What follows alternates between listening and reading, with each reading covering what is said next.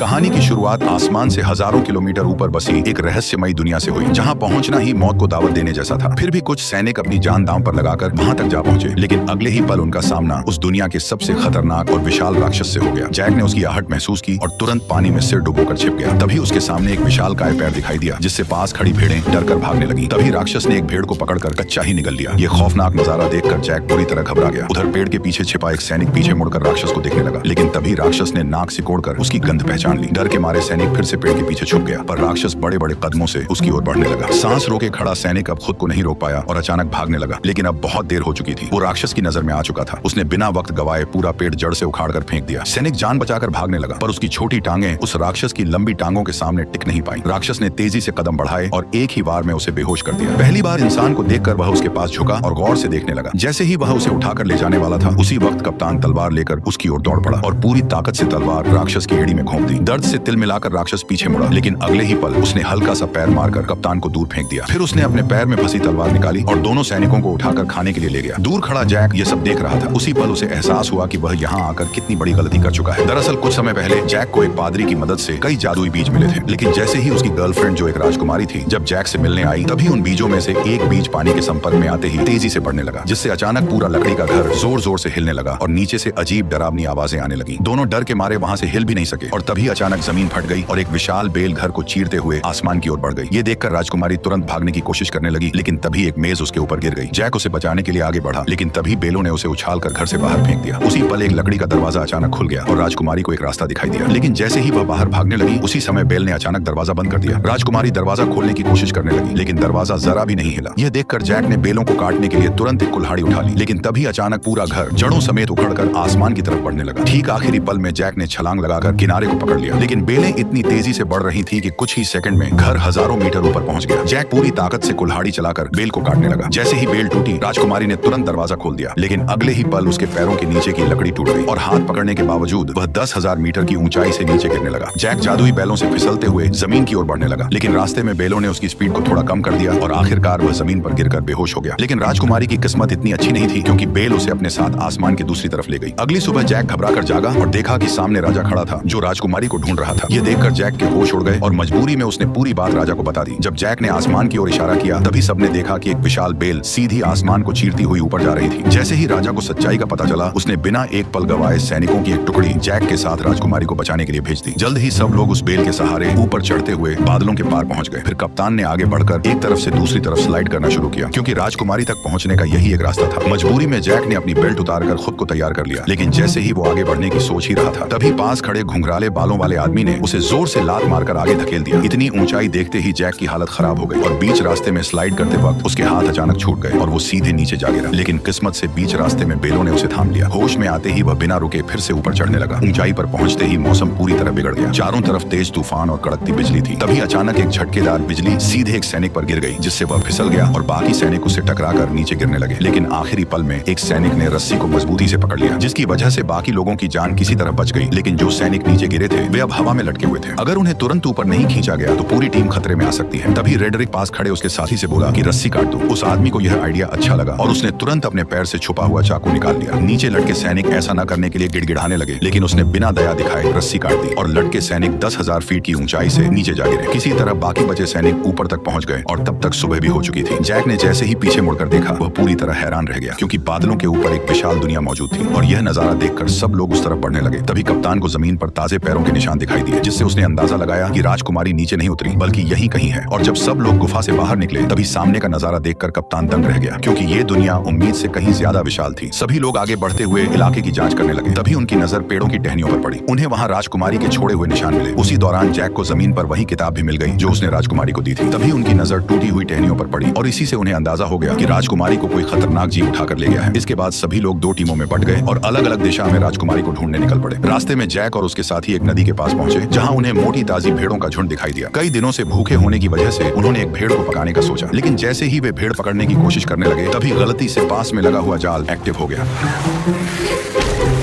Jack ने तुरंत अपना चाकू निकाला और पूरी ताकत से जाल काटने लगा। उधर कप्तान भी रस्सी काटने की कोशिश कर रहा था, लेकिन तभी उसकी नजर एक अजीब चीज पर पड़ी। पास के सारे कौवे अचानक घबराकर उड़ गए और सारी भेड़ें भी एक साथ दूसरी दिशा में भागने लगी। कप्तान को कुछ शक हुआ, पर वो फिर भी रस्सी काटता रहा और जैसे तैसे वे दोनों जाल से निकल आए। लेकिन तभी जंगल से डरावनी आवाज गूंज उठी और उसी पल एक विशालकाय दानव उनके सामने आया और दोनों सैनिकों को पकड़कर अपने साथ ले गया। जैक चुपचाप दानव के पीछे पीछे चलने लगा ताकि सही मौका मिलते ही वो साथियों के साथ राजकुमारी को भी बचा सके। दूसरी तरफ रेड्रिक दोनों सैनिकों के साथ एक चट्टान के किनारे पर पहुंच गया। गंजे आदमी को लगा कि इस तरह ढूंढते रहना बेकार है और वह कोई दूसरा रास्ता खोजने के लिए आगे बढ़ने लगा। लेकिन तभी रेड्रिक ने अपनी चाल चल दी। अरे देखो, वो रही इज़ाबेल। जैसे ही गंजा आदमी वापस मुड़कर चट्टान के पास आया, तभी रेड्रिक ने मौके का फायदा उठाकर उसे सीधे गहरी खाई में धक्का दे दिया। यह देखकर रेड्रिक का दोस्त जोर जोर से हंसने लगा। तभी एक विशाल हाथ ने अचानक उसे पकड़ लिया। ठीक उसी पल पीछे से एक और पहाड़ जितना बड़ा दानव उसके सामने आ गया। रेड्रिक डर के मारे वहीं जमीन पर गिर पड़ा और जल्दी जल्दी अपने बैग में कुछ ढूंढने लगा। लेकिन जैसे ही दानव उसे पकड़ने के लिए हाथ बढ़ाने लगा, ठीक उसी पल रेड्रिक ने एक चमकता हुआ ताज बाहर निकाल लिया। ताज को देखते ही दानव वहीं रुक गए, मानो किसी अदृश्य ताकत ने उन्हें जकड़ लिया हो। दरअसल ये एक जादुई ताज था, जिसके हाथ में भी ये शक्तिशाली ताज होता, दानव उसकी हर बात मानने को मजबूर हो जाते। उधर जैक दानव का पीछा करते करते उनके ठिकाने तक पहुंच गया और वहां का नजारा देखकर वह हैरान रह गया, क्योंकि चारों तरफ खूबसूरत झरने और ऊंचे ऊंचे पहाड़ थे जो किसी स्वर्ग से कम नहीं लग रहे थे। वहीं पर दो सिर वाला दानव राजकुमारी को एक पिंजरे में कैद किए हुए था। फिर वह उसे बाकी दानवों के पास ले गया, जहां सारे दानव इकट्ठा होकर उसकी तरफ देखने लगे। तभी वो दानव भी लौट आया जिसने कप्तान और उस मोटे सैनिक को पकड़ा था। उसने उन दोनों को लाकर पिंजरे के पास फेंक दिया। यह देखकर दो सिर वाले दानव को शक हुआ कि शायद और भी इंसान यहाँ मौजूद हैं। इसलिए उसने जमीन पर पड़े एक मोटे सैनिक को पकड़ लिया और उसकी गर्दन मरोड़कर उसे जिंदा ही निगल लिया। इसके बाद दानव ने उसके कवच को बाहर थूक दिया। पर जैसे ही वो दानव कप्तान को धमकी देने लगा कि वह राजकुमारी को भी खा जाएगा, तभी पास से एक आवाज आई जिसने सबका ध्यान अपनी तरफ खींच लिया। दरअसल वो आवाज किसी और की नहीं, बल्कि उसी गद्दार रेड्रिक की थी। उसके सिर पर पहने ताज को देखते ही बाकी सभी दानव तुरंत घुटनों के बल झुक गए और उसी पल उसका असली प्लान सबके सामने आ गया। वह सीधे दो सिर वाले दानव के सामने गया और उसे घुटनों पर आने का हुक्म दिया। उसके सिर पर ताज देखकर दो सिर वाला दानव मजबूरी में झुक गया और फिर रेड्रिक उसके चेहरे पर पैर रखकर धीरे धीरे चलते हुए सिंहासन की ओर बढ़ गया। और उसी पल से रेड्रिक दानवों की दुनिया का नया राजा बन गया। उसने इंसानों पर हमला कर पूरी दुनिया जीतने का ऐलान कर दिया। उसकी बातें सुनकर दानव सेना बहुत ज्यादा खुश हो गई, पर दो सिर वाले दानव के दिमाग में कुछ और ही चल रहा था। उधर दानव ने कप्तान को पकाने के लिए उठाकर सीधे चिपचिपे आटे पर फेंक दिया। वह जितना छटपटाया उतना ही उसमें फंसता चला गया। तभी दानव आगे बढ़ा और उसने कप्तान के ऊपर मुट्ठी भर आटा पटक दिया। इसके बाद दानव ने बड़ी ही घिनौनी हरकत की। दानव ने कप्तान को मोड़कर एक तरफ रख दिया। तैयारी के बाद केवल सब्जियां डालना बाकी था। जैसे ही वह सब्जियां लेने गया, उसी समय जैक चुपके से वहां पहुंचा। जैक को देखकर राजकुमारी बेहद खुश हो गई, लेकिन उसने तुरंत उसे इशारे से चुप रहने को कहा। उधर दानव अब भी उलझा हुआ था और इसी बीच जैक धीरे धीरे राजकुमारी के पास पहुंच गया। उसने पिंजरे का लॉक खोलने की कोशिश की, लेकिन यह उसके बस की बात नहीं थी। तब राजकुमारी ने उसे पहले कप्तान को बचाने के लिए कहा, जिसे दानव ने सुअरों के साथ लाइन में रखा था। जैक तुरंत उसके पास पहुंचा और चाकू निकालकर उसे उस चिपचिपे आटे से अलग करने लगा। उसी समय दानव मसाला लेकर वापस आने लगा। ये देखकर जैक ने जल्दी से चाकू कप्तान को पकड़ा दिया और खुद छिप गया। खुशकिस्मती से दानव को कुछ भी शक नहीं हुआ। उसने कुछ नुकीली लकड़ियां उठाई और कप्तान की आंखों के सामने पास पड़ी सुअर में घुसा दी। जो सुअर अभी तक चिल्ला रही थी, वह तुरंत शांत हो गई। अब अगला नंबर कप्तान का था। दानव ने बिना दया दिखाए वार किया, लेकिन वह थोड़ा सा चूक गया, वरना कप्तान की आने वाली पीढ़ी का नामो निशान मिट जाता। ये देखकर कप्तान डर के मारे बेहोश हो गया। फिर दानव ने उन सभी को उठाकर पास जल रहे भट्ठे में रख दिया। अब उन्हें बचाने वाला एकमात्र जैक ही था। इस समय जैक लोहे की रिंग के ऊपर पहुंच चुका था और दानव को उसकी भनक तक नहीं थी। तभी दानव ने एक तेज धार वाला चाकू उठाया और सीधे राजकुमारी की ओर बढ़ गया। उसने बिना देर किए हाथ अंदर डालकर राजकुमारी को बाहर निकाल लिया और टेबल पर रखकर उसे काटने की तैयारी करने लगा। लेकिन तभी जैक ने चुपके से पास रखा एक भारी चाकू उठा लिया। बेखबर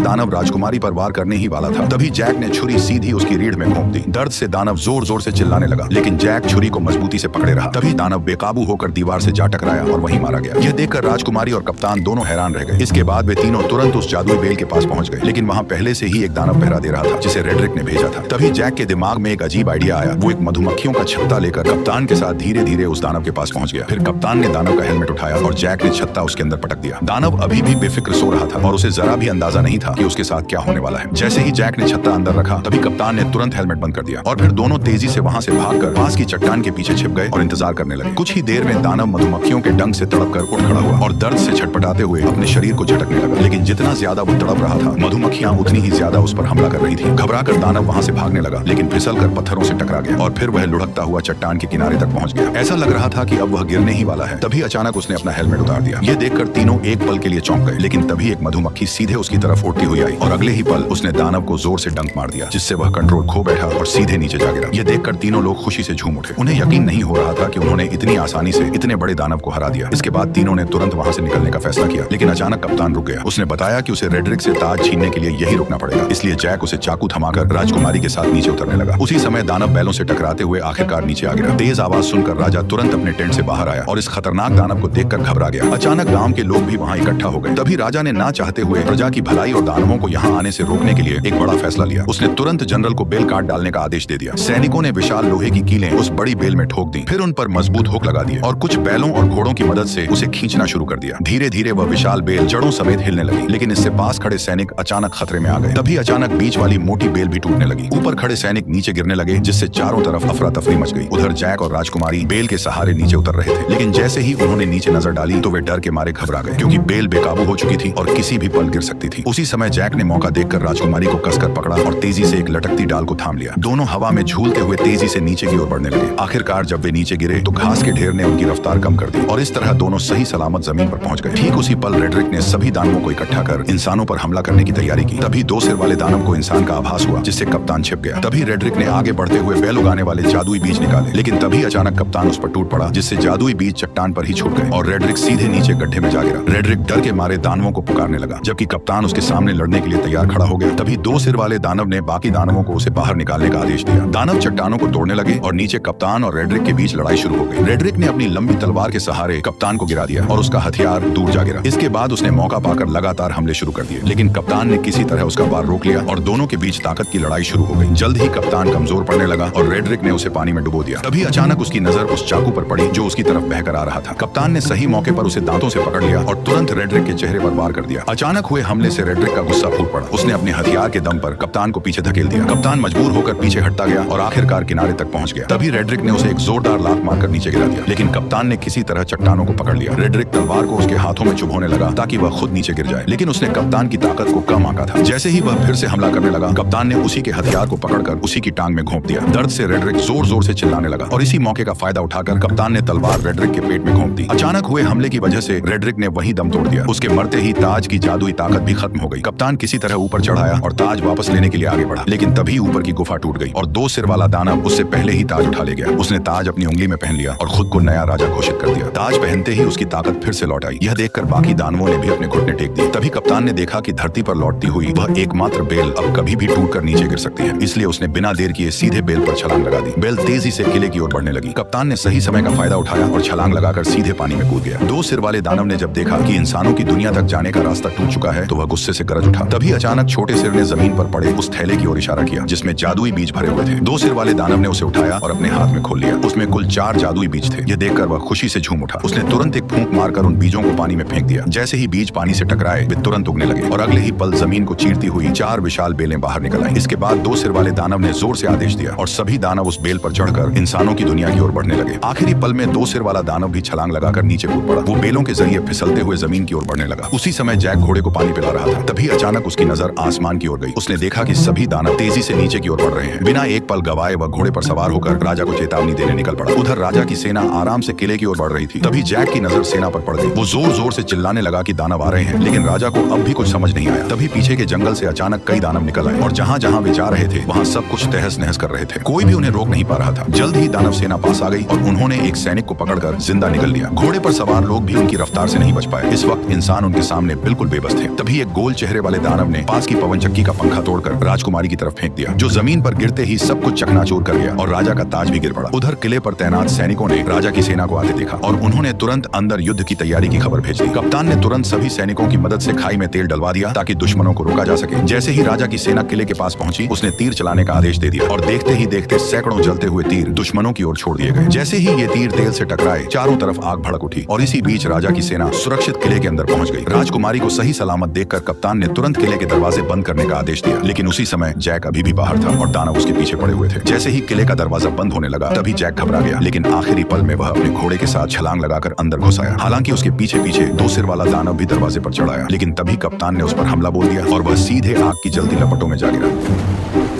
जल्द ही आग ने उसे पूरी तरह घेर लिया, लेकिन हैरानी की बात यह थी कि उसके अपने लोग भी उसे बचाने नहीं आए, बल्कि बस खड़े खड़े उसे जलते हुए देखते रहे। उधर लोग अभी आपस में बात ही कर रहे थे कि अचानक आसमान से एक बड़ा लोहे का घंटा तेजी से किले की ओर आया। उसने दीवार को ध्वस्त कर दिया और सीधे नीचे जा गिरा। इससे पहले कि कोई कुछ समझ पाता, अचानक युद्ध का बिगुल बज उठा। तभी दो बड़े लोहे के हुक किले के दरवाजे की तरफ फेंके गए, जिन्हें दानव मजबूती से खींचने लगे। तभी इंसानों और दानवों के बीच खींचतान शुरू हो गई। असल में यह सब गोल चेहरे वाले दानव का प्लान था, जिसने और ज्यादा दानवों को बुलाकर किले के दरवाजे को तोड़ने का आदेश दिया। अंदर का माहौल पूरी तरह अफरा तफरी में बदल गया। राजकुमारी जैक को लेकर किले के अंदर की तरफ भागी। उधर बूढ़े राजा ने सभी सैनिकों को आदेश दिया कि वे दानवों को रोकने के लिए क्रॉसबो का इस्तेमाल करें। जल्द ही और भी दानव आ गए और उन्होंने पूरी ताकत से खींचना शुरू कर दिया। तभी कप्तान के आदेश पर सैनिकों ने कई सारे क्रॉसबो छोड़ दिए, जो सीधे लकड़ी के दरवाजे पर जा लगे। सटीक निशाना लगते ही सैनिक तुरंत क्रॉसबो गाड़ियों को पीछे खींचने लगे। किले की सेना टुकड़ियों में बट गई और राजा भी मदद के लिए आ गया। वो कप्तान से दानवों की कमजोरी पूछ ही रहा था कि तभी आसमान से एक जलता हुआ पेड़ गिरा, जिसने सैनिकों को अलग अलग बिखेर दिया। अगले ही पल कई सारे जलते हुए पेड़ सैनिकों के ऊपर गिरने लगे, जिससे उनकी पकड़ ढीली होने लगी। ऐसा लग रहा था जैसे दरवाजा जल्द ही टूट जाएगा। तभी राजकुमारी जैक को लेकर किले के अंदर पहुंची, लेकिन अचानक एक भारी दहाड़ और जमीन में उठती दरारों ने उनका ध्यान खींच लिया। डर के मारे दोनों पीछे हट गए और कुछ पत्थर ऊपर की ओर उड़ने लगे। नीचे से अचानक दो विशाल हाथ बाहर निकले। ये वही दो सिर वाला दानव था जो पहले आग में गिरने के बावजूद बच गया था, क्योंकि पानी के नीचे होने की वजह से आग उसका कुछ नहीं बिगाड़ पाई और वह सीवर के रास्ते से चुपचाप किले के अंदर तक घुस आया। अचानक उसे राजकुमारी की शाही गंध महसूस हुई। जैक ने डरते हुए कंबल खोला और देखा कि दानव की अभी तक उन पर नजर नहीं पड़ी है। लेकिन तभी गुस्से में दानव ने पास रखा शीशा तोड़ दिया। घबराहट में कंबल में छिपे दोनों लोग कांपने लगे, लेकिन दानव ने सीधे ऊपर से उन्हें देख लिया। जैक पूरी ताकत लगाकर तुरंत राजकुमारी को पकड़कर भागा, लेकिन दानव लगातार उनका पीछा करने लगा। कोई रास्ता न होने की वजह से दोनों मजबूरी में दूसरी मंजिल की ओर भागे। वे कदमों को रोकने की हिम्मत भी नहीं कर रहे थे, लेकिन अचानक एक हाथ साइड से बाहर निकला और राजकुमारी को पकड़ लिया। जैक ने पास में रखी कुल्हाड़ी उठाई और बिना देर किए सीधे उस पर हमला कर दिया, लेकिन दानव ने दूसरे हाथ से उसे पकड़ लिया। छोटा सिर जैक का मजाक उड़ाने लगा। तभी जैक ने गुस्से में सीधे कुल्हाड़ी मारकर उसका हेलमेट तोड़ दिया। गुस्से में दानव ने अपना बड़ा मुंह खोल लिया। तभी जैक ने लॉकेट में छिपा हुआ जादुई बीज निकाला और सीधे उसके मुंह में फेंक दिया। जादुई बीज सीधे उसके पेट में चला गया, जिससे दो सिर वाले दानव को अचानक कुछ गड़बड़ महसूस हुई और उसने तुरंत दोनों को जमीन पर पटक दिया। तभी अचानक एक बेल उसके शरीर से बाहर आई और दोनों डर के मारे पीछे हट गए। अचानक कई सारी बेलें पूरी रफ्तार से उसके शरीर को चीरते हुए बाहर निकल आई, जिससे हॉल पूरी तरह से तबाह हो गया। अचानक राजा का मुकुट पहना हुआ हाथ भी जैक के पास गिर गया। उधर बाहरी सैनिक अभी भी दानवों को रोकने में लगे हुए थे, लेकिन गोल मुंह वाले दानव की एक आवाज पर सभी दानव धीरे धीरे पीछे बढ़े और सैनिकों को एक एक कर गिराते चले गए। किले का दरवाजा धीरे धीरे खुल गया। कप्तान